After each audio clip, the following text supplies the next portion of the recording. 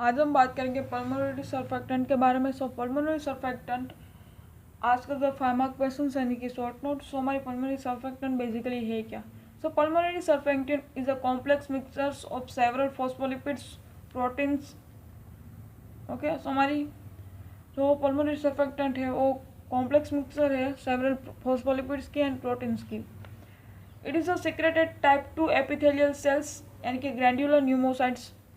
तो हमारी एल्यूलाई में टू टाइप्स के सेल होते थे ना, type 1 pneumocytes and type 2 granular pneumocytes. Okay, so हमारी जो टाइप 1 सेल थी, टाइप 1 न्यूमोसाइट थी, वो फ्लैट थी एंड जो हमारी टाइप 2 सेल्स थी वो ग्रैन्युलर थी। सो ग्लैंडुलर है तो कुछ तो सिक्रेट करेगी ना, सो सिक्रेट करते हैं हमारी पल्मोनरी सर्फेक्टेंट। तो हमारी बेसिकली पल्मोनरी सर्फेक्टेंट कहाँ से सिक्रेट होती है? टाइप 2 सेल्स यानी कि न्यूमोसाइट टाइप 2 से। ओके, यानी कि ग्लैंडुलर न्यूमोसाइट से। Some phospholipid like DPPC is responsible for surface tension or reducing surface tension. Okay, so हमारी सरफेस टेंशन है वो रिड्यूस कौन करेगा, उसके लिए कौन रिस्पॉन्सिबल है? सम फॉस्फोलिपिड्स। ओके, सो आपको ये याद रखने की ज़रूरत नहीं है, सब आपको सिर्फ इतना ही याद रखना है कि जो हमारी सरफेस टेंशन है उसको रिड्यूस के लिए कौन रिस्पॉन्सिबल है? सम फॉस्फोलिपिड्स। क्योंकि हमारी जो पल्मोनरी सर्फेक्टेंट है मेडअप होते हैं ना phospholipids, some phospholipids and protein से। ओके, देन हम बात करेंगे उसके सरफेस टेंशन के बारे में। हमारी सरफेस टेंशन के बारे में बात कर लेते हैं। So surface tension with normal alveolar fluid lining without surfactants about 15 dynes per centimeter square. So surface tension with normal alveolar fluid lining without surfactant about 50 dynes per centimeter square. then बात करें second point. जो second point हमारी क्या है? Surface tension with surfactant it various between 5 to 13 dance पर centimetre. सो आपको ये dance पर सेंटीमीटर याद रखनी है दोनों में। फिर हम बात करते हैं depending upon the concentration of surfactant. So ये हमारी डाइन्स और ये हमारी जो सर्फेक्टेंट होगी उसको कॉन्सेंट्रेशन पर वो डिपेंड करेगी। Then function of pulmonary surfactant के बारे में बात करें। So function of pulmonary surfactant में फर्स्ट है हमारी reduce the tendency of alveoli to collapse. So हमारी एल्वुलाई है उसको कोलैप्स नहीं होने देगी हमारी pulmonary surfactant. Then the second है उसको वो है हमारी reduce work of breathing according law of Laplace. So हमारी रिड्यूस वर्क ऑफ ब्रीथिंग यानी कि ब्रीथिंग की जो वर्क है उसको स्लो करेगी, रिड्यूस करेगी हमारी पल्मोनरी सर्फेक्टेंट। ओके, देन हमारी थर्ड है वो है प्रिवेंट्स पल्मोनरी इडिमा, और जो हमारी पल्मोनरी इडिमा होगी उसको भी प्रिवेंट करेगी। देन फोर्थ है हमारी एल्वुलर स्टेबिलाइजेशन, और जो हमारी एल्वुलाई की जो स्टेबिलाइजेशन होना चाहिए, थोड़ी रेस्ट होनी चाहिए, उसको भी वो मेंटेन करिए हमारी पल्मोनरी सर्फेक्टेंट। सो हमारी पल्मोनरी सर्फेक्टेंट की मेनली 4 फंक्शन है, उसमें से फर्स्ट है reduce the tendency of alveoli to collapse, second है reduce work of breathing, third है हमारी prevents pulmonary oedema and fourth हमारी alveolar stabilisation. Okay, so 4 functions के बारे में हम बात करेंगे।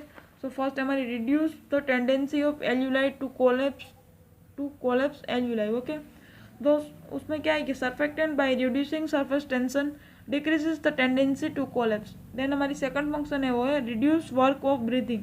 सो according Laplace law due to decrease or reduction in surface tension the mean alveolar radius is increased. This is reduced transmural pressure required by expanding to alveoli। यानी कि हमारी जो लाप्लास का लॉ है उसके थ्रू एक फॉर्मूला है, surface tension की जो प्रेशर होती है, pressure is equal to 2t upon r। So t means surface tension and r means radius. Okay, so हमारी रेडियस इंक्रीज होगी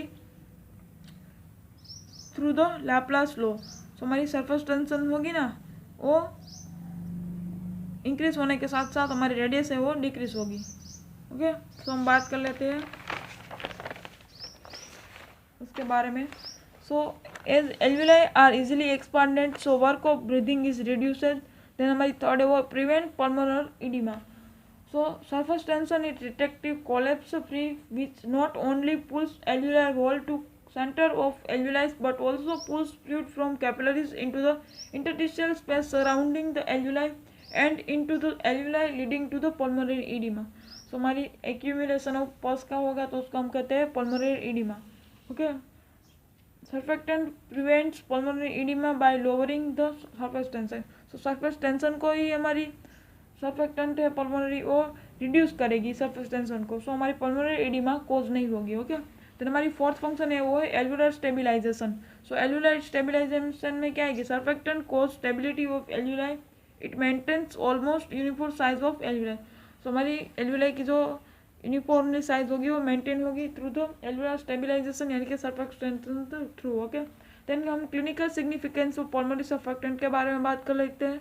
तो उसमें है फर्स्ट हमारी RDC यानी कि respiratory distress syndrome of newborn. So respiratory distress syndrome होगा हमारे न्यूबॉर्न में।